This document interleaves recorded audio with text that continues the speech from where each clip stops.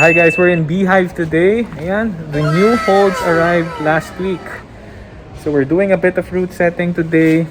These are how they look like outside of the wall. So it's my first vlog about the route setting process. So I'm gonna interview Christoph. He's the owner and one of the main route setters here at bhive. And it's also my first time setting a route today. So I'll be setting a warm-up route in the overhang section of the comp walls. I've set a few routes at home, but of course it's different at the gym. So I'm very excited to learn from the route setters. Thank you bhive for this opportunity.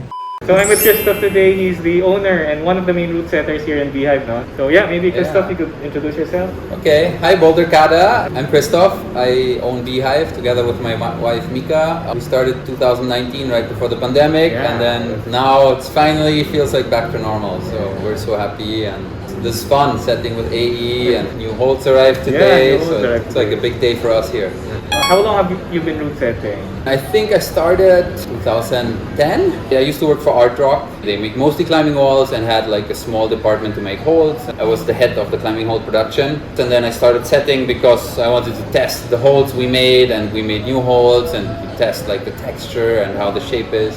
So when you're route setting, like which do you consider first? Do you have a sequence in mind and then the holds just fill the wall up? Or do you look at the orientation of the holds first and then you come up with moves?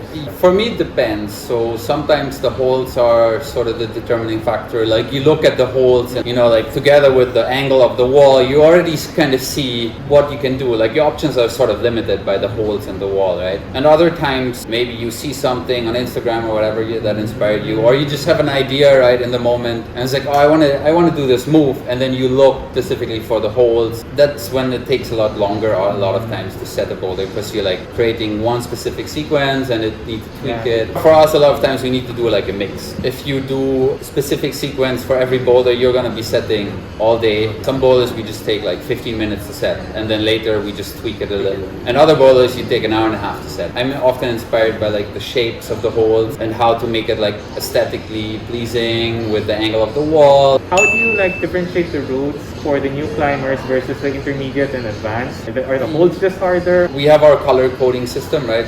So it becomes like harder with color, but green is like very no technique basically. Like when you come the first time and climb, you don't have the technique, so you just want to like experience how to move. And then yellow, we introduce sometimes a little bit of technique. Just introduce one technique. For example, you need to switch feet.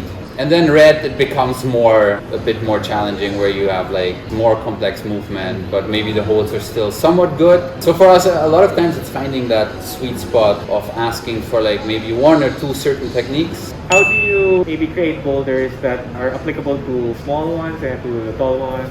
Yeah, it's hard because we actually have a lot of like variety in size in bhive. So we have like some climbers that are like 6'2", right? And then we have lots of smaller climbers. So for me, we often try to make like specific boulders that are suitable for smaller people. Because for me, I'm taller, so a lot of times I have to like caution myself. Like, I know for me this is fine, but for someone else, I'm like, I'll just add a higher foothold so it's possible for smaller people. That's a good thing. Now we have a lot of forerunners here. Why do you enjoy route setting, or what's the best part of it? And you're creating something, and it's so pleasing to create something and then see people interact with it. Because you're creating a boulder, yes, but you're also creating all these like moments for people, right? You're creating an experience, and you watch people afterwards climb it. And so many times you didn't think of a way that someone else figured out how to climb it. And for me, I like beta breaks. As long as the beta break isn't super easy compared to the original way. Come here, enjoy bhive, and just explore the space, explore how you can like solve each boulder and kind of find your strength and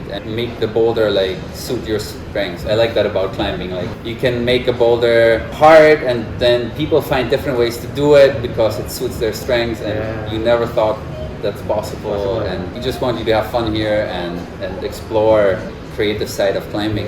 So thank you, Christoph, for this short interview. You're welcome. How a lot can change when you learn how to breathe. Look at my eyes, what do you see? These are all cheetah.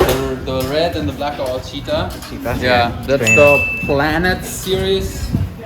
No, They're all like named after planets.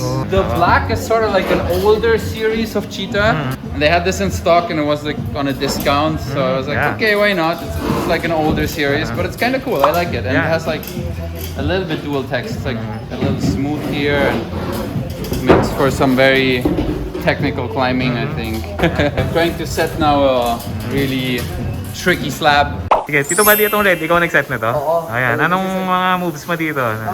Dito, try ko medyo a bit of funky move. Funky mo.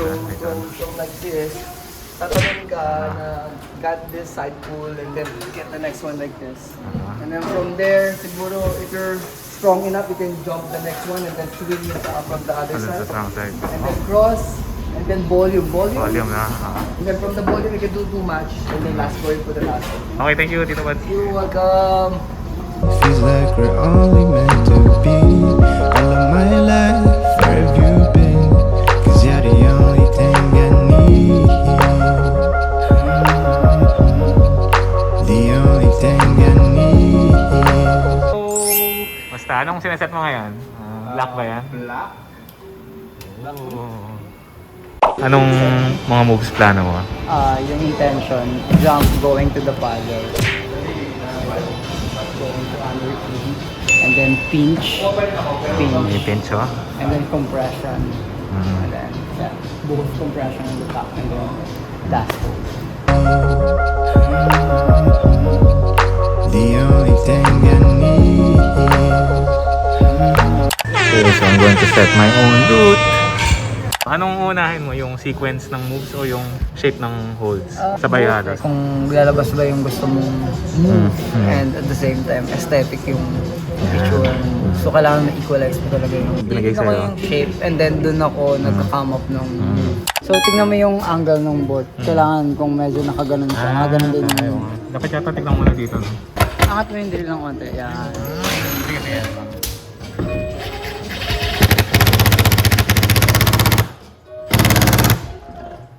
Yan, so, first pose. The only thing I need. Never ever thought I'd find something quite as right as this. Not even late at night. In my wildest dreams. And I can feel the road changing around me. I just wish they also feel all this energy. Look in my eyes, what do you see? Feels like we're only meant to be. All of my life, where have you been? Cause you're the only thing I need.